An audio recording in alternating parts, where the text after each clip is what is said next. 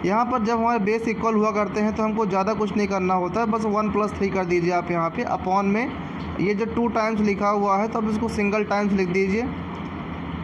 3 + 1 4 हो जाएगा। अगर ये और अधिक सिंप्लीफाई हो रहा है तो आप इसको सिंप्लीफाई कर दीजिए। 2 2 जा 4 यहाँ पे डिवाइड हो गया, ये 2 आंसर आ जाएगा यहाँ से। और यहाँ पे 5 + 4 इस तरह हो जाएगा अपॉन 3। 3 3 जा 9 हमारा 3 आंसर आ जाएगा। यहाँ पे सेम डिनोमिनेटर तो 9 + 3 12 हो जाएगा, तो इस तरह हो जाएगा। अगर इसका डिनोमिनेटर डिफरेंट है, डिफरेंट डिनोमिनेटर के लिए हमको क्या करना होता है, जो पहले हम क्या करते हैं कि यहाँ पे 3 और 2 जो लिखा हुआ है तो उसका हम एलसीएम ले लिया करते हैं। एलसीएम लेने पर 6 आएगा, 6 को हम यहाँ पे लिख देंगे। अब हम क्या देखते हैं यहाँ पे, जो इसका ये 3 है इसका डिवाइड 6 में करेंगे। 3 2 जा 6 2 आया और उस 2 का मल्टीप्लाई ऊपर कर देंगे तो 2 × 1 हो जाएगा यहाँ पे। तो 2 1 जा 2 हम यहाँ पे लिख देंगे ऐसे, और 2 इस 2 का डिवाइड हम इस 6 में कर देंगे। 2 3 जा 6 और 3 उस 3 का मल्टीप्लाई इस 1 से कर देंगे तो 3 1 जा 3 हमारा आ जाएगा।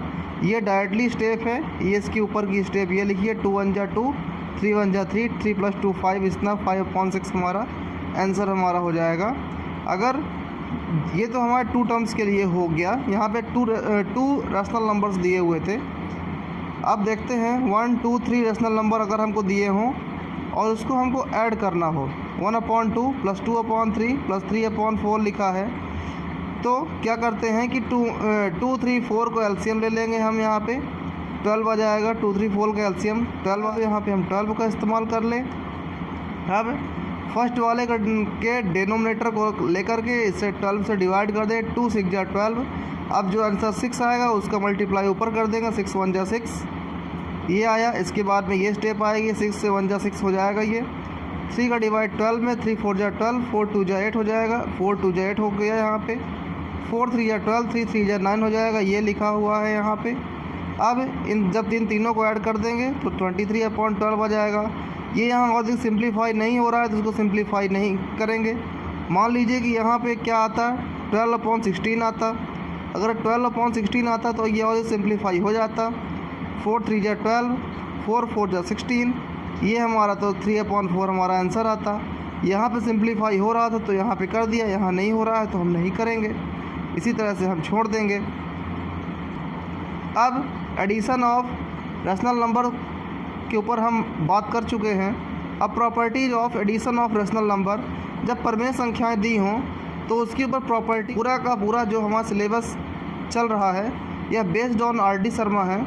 अगर आपको रैशनल नंबर समझ में न आ रहे हों तो आप इससे पहले वाले हमारे वीडियो पे आप सर्च कर सकते हैं। The brief introduction of rational number के नाम से है, क्लास 9th के लिए वो बेसिकली वह वीडियो बनाया गया है। आप उस पर आप सर्च कर सकते हैं कि रैशनल नंबर क्या हुआ करते हैं और इरेशनल नंबर्स क्या हुआ करते हैं, फ्रैक्शनल नंबर क्या हुआ करते हैं, इंटीजर्स क्या हुआ करते हैं। आप इन सब चीज़ के बारे में वहाँ से जानकारी आप पा सकते हैं। देखिए फर्स्ट प्रॉपर्टी क्या होती है, closure property. The sum of any 2 rational numbers is always a rational number. जब हम कोई भी 2 रैशनल नंबर्स ले लें जो उनका सम रहेगा तो वह भी एक रैशनल नंबर हमारा आएगा। इसका मतलब ये है, अगर हमने A/B कोई रैशनल नंबर लिया और C/D हमने कोई रैशनल नंबर लिया, इन दोनों रैशनल नंबर को अगर हम ऐड कर देते हैं तो A/B + C/D हमारा हो जाएगा। ये कैसे, इसकी वेरिफिकेशन के लिए इसके वेरिफिकेशन के लिए हम कैसे हम जान सकते हैं। 1/4 + 2/3 जैसे लिखा हुआ है। आप एडिशन ऑफ रैशनल नंबर तो आप पढ़ ही चुके हैं, तो 4 3 जा आप इसको आप एक तरह से और भी आप ऐड कर सकते हैं। अगर आपको कोई 2 रैशनल नंबर दिए हुए हैं, अगर आप इसका एलसीएम ना करना चाहें तो आप डायरेक्ट इसका मल्टीप्लाई कर लीजिए, उससे भी हमारा आंसर आ जाता है। पहले आप 4 का मल्टीप्लाई 3 में कर लीजिए तो 12 आएगा, और इस 3 का मल्टीप्लाई इस ऊपर कर लीजिए, इस 4 का मल्टीप्लाई 2 में कर दीजिए। ये कब हुआ करता है ऐसा, जब हमारा डिनोमिनेटर डिफरेंट हो। डिनोमिनेटर डिफरेंट का मतलब यदि एक इवन नंबर दिया हुआ है और एक ऑड नंबर दिया हुआ है, ये तब के लिए ऐसा होता है। लेकिन अगर दोनों इवन दिए हैं या तो फिर दोनों ऑड दिए हैं तो वहाँ पे हमको एलसीएम फाइंड करना होता है। हमने क्या कर दिया, 2 + 1 3 कर दिया।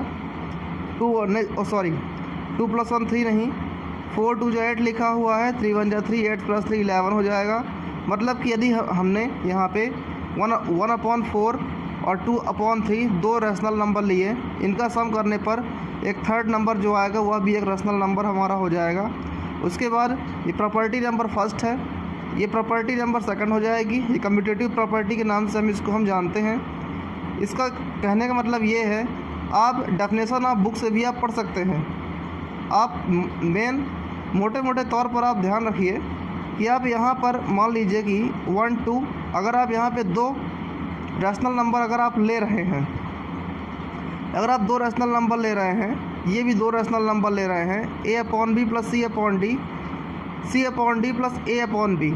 यहाँ पे क्या देख रहे हैं कि अगर हम इनके ऑर्डर जो है हमारा प्लेस जो है, अगर हम उसको इंटरचेंज कर देते हैं, a/b को हमने लास्ट में, c/d को हमने यहाँ रख दिया है, तो उससे हमारे एडिशन में कोई फ़र्क नहीं पड़ता है। वेरिफिकेशन के लिए हमने क्या इसको देखा है, 1/2 अगर हमने a/b के प्लेस पे 1/2, c/d के प्लेस पे 3/4 इस्तेमाल कर लें, उस पर इक्वल के बाद में हमने इस 3/4 को पहले लिख लें या 1/2 को बाद में हम लिख लें, तो क्या हो जाएगा, अगर हम 2 4 का यहाँ पे एलसीएम ले लें, यहाँ 4 2 का एलसीएम ले लें तो 8 आएगा, यहाँ भी 8 आएगा।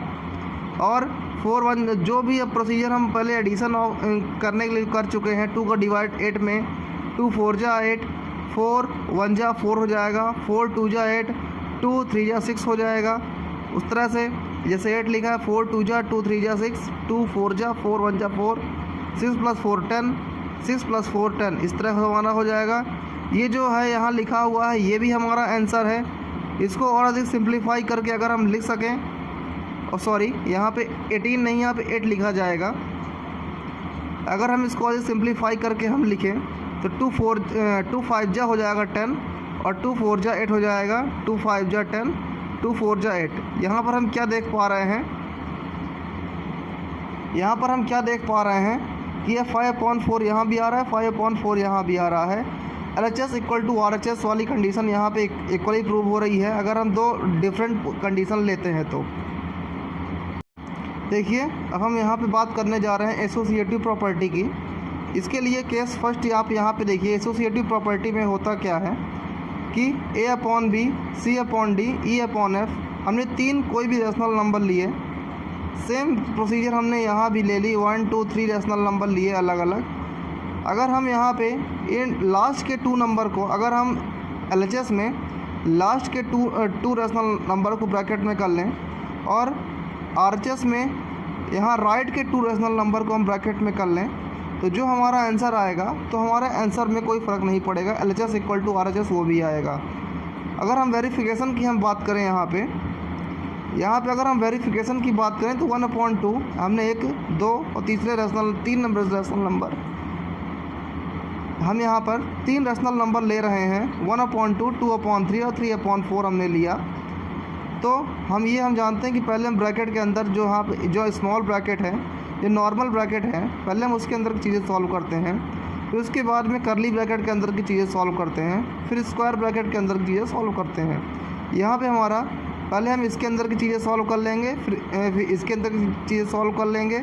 इसको सॉल्व करने पे इतना आएगा, इसको सॉल्व करने पे हमारा इतना आ जाएगा। अब 9 + 8 17/12 और 4 + 3 7/6 हमारा इस तरह से आ जाएगा। ये हम क्या देख रहे हैं कि 4 + 3 7/6 इस तरह से आ गया, + 3/4 इस तरह से आ गया, यहाँ पे इस तरह आया। आप इन दोनों को आप सेम प्रोसीजर आप जो LCM लेकर के सॉल्व करते हैं, तो आप उस तरह आप करके सॉल्व कर सकते हैं। इसको भी करके सॉल्व कर देंगे, आपका आंसर पूरा इक्वल ही आएगा। एसोसिएटिव प्रॉपर्टी ये होती है, इसका केस फर्स्ट है ये। अब हम केस सेकंड और केस थर्ड देखेंगे एसोसिएटिव प्रॉपर्टी का। तो स्टूडेंट हम देखते हैं एसोसिएटिव प्रॉपर्टी का केस फर्स्ट पढ़ चुके हैं, ये केस सेकंड यहाँ पे है। केस सेकंड के अकॉर्डिंग क्या हुआ करता है, मान लीजिए कि कोई आपके 1 2 3 4 रैशनल नंबर इस तरह दिए हुए हैं। यहाँ पे हम नहीं पहचान पा रहे हैं कि इसकी एसोसिएटिव प्रॉपर्टी हम इसमें किस तरह अप्लाई करें। 4/3 + 3/5 माइनस इतना लिखा हुआ है पूरा यहाँ पे, तो आप जिसमें सेम डिनोमिनेटर लिखा है आप उसको एक साथ ले लीजिए। 3/5 लिखा है -11/5 लिखा हुआ है, आप इसको एक साथ ले लीजिए। यहाँ पे इसके बारे में तो आप जान चुके हैं कि जब ये लाइक टर्म्स हुआ करते हैं अपॉन 3 तो 4 - 2 कर दिया करते हैं हम यहाँ पे। और यहाँ पे क्या लिखा है 5 5 सेम है, तो इसको ऐसे कर लेंगे यहाँ पे 4 - 2 तो 2, 11 - 3 -8, -8 अपॉन 5। अब आप क्या कर दीजिए, इस ब्रैकेट को आप ब्रैकेट से बाहर कर दीजिए इसको, -8 अपॉन 5 और यहाँ पे 10 - 24 अपॉन 15 लिखा हुआ है ये। अब देख रहे हैं कि यहाँ पे हमारा डिफरेंट डिनोमिनेटर है, चाहे तो 5 2 जा 10 कर लीजिए यहाँ पे, 3 8 जा 24 कर लीजिए, या तो फिर आप इन दोनों का एलसीएम लेकर के 15 लिखिए, 3 5 जा 15, 5 2 जा 10 कर लीजिए, 5 3 जा 15, 3 8 जा 24 हो जाएगा, आप इस तरह कर लीजिए। उसके बाद में 24 - 10 अपॉन -14 अपॉन 15 हो जाएगा ये केस थर्ड के लिए है। यहाँ पे केस थर्ड में हम क्या देख रहे हैं, यहाँ तो 1 2 3 4 रैशनल नंबर थे, यहाँ पे 1 2 3 4 5 6 रैशनल नंबर हैं। सेम प्रोसीजर यहाँ भी ऐसे करना है।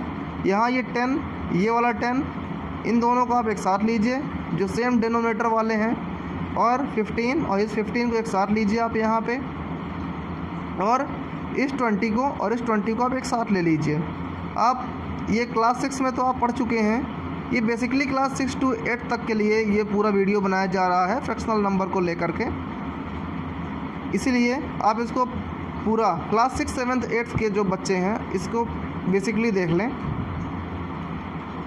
जो हमारा इस तरह हो जाएगा 9 + 3 इतना हो जाएगा हमारा, ये माइनस प्लस 9 + 3 कितना 12 हो जाएगा, 7 + 3 20 हो जाएगा, 7 + 13 20 हो जाएगा हमारा यहाँ पे, 13 + 3 16 हो जाएगा। इस तरह से ये पूरा सॉल्व हो जाएगा। अब इसके बाद क्या प्रोसीजर आप खुद सॉल्व कर सकते हैं। 2 6 जा 12 सॉल्व कर सकते हैं, 2 5 जा 10 सॉल्व कर लीजिए। और उसके बाद में 5 4 जा 20, 5 3 जा 15 और 4 4 जा 16 और 4 5 जा 20 हो जाएगा। अब उसके बाद में आप ये सॉल्व करना तो आप जान जाएँ किस तरह सॉल्व करना है। अब फिर आप देख रहे हैं कि यहाँ पे -6 अपॉन 5 और -4 अपॉन 5 आ रहा है। आप इसको और इसको आप एक साथ लेकर के सॉल्व कर लीजिए और इसको अलग आप सॉल्व कर लीजिए। आप जब आप लास्ट में जब आप इन तीनों को आप सॉल्व करके जो आपका सम और सब्ट्रैक्ट आएगा, जो इसका सॉल्यूशन आएगा, वो आपका एसोसिएटिव प्रॉपर्टी को वो फॉलो करेगा। अब बात करते हैं एग्जिस्टेंस ऑफ एडिटिव आइडेंटिटी 0 के लिए। The sum of any rational number